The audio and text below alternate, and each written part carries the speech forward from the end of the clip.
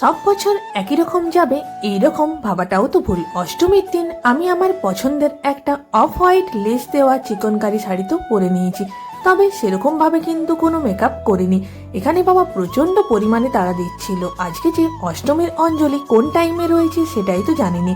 মা বাবা আমি কিন্তু তিনজনে রেডি হয়ে বেরিয়ে গেছি। এখানে আজকের আকাশটা না প্রচন্ড পরিমাণে কিন্তু দারুণ, শরতের মেঘ বলে কথা। এখানে অষ্টমীর জন্য তো অনেকক্ষণ থেকে আমাদের পাড়ার মণ্ডপে অ্যানাউন্স করছে। আমরা তো ভেবেছিলাম অঞ্জলি যেন হয়েই গেছে, তবে সেখানে গিয়ে জানলাম এইমাত্র দুটো ব্যাচের অঞ্জলি কমপ্লিট হয়েছে, 3 নম্বর ব্যাচেই কিন্তু অঞ্জলিটা ভালোভাবে দিয়ে দিলাম।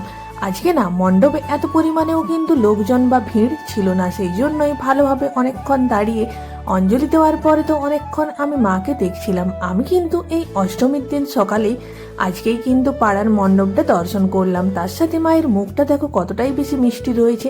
মায়ের তো বাড়িতে রান্না বান্না রয়েছে, সেই জন্যই মা বলল চ তাড়াতাড়ি বাড়ি যাব। কিন্তু এখানে বাড়ি এসে দেখছি বাবাই তো আসেনি, আর বাবার কাছেই ছিল চাবি। আমরা ভেবেছি বাবা বাড়ি চলে এসেছে, কিন্তু বাবা ভেবেছে আমরা মণ্ডপে রয়েছি। এই জন্যই মার মেয়ে রোদের মধ্যে একটা ছাওয়া দেখে দাঁড়িয়েছিলাম। বাবাও তো চলে এসেছে, তবে অন্য বছরকার মতন এবছরের অঞ্জলিটা তো কাটলো না।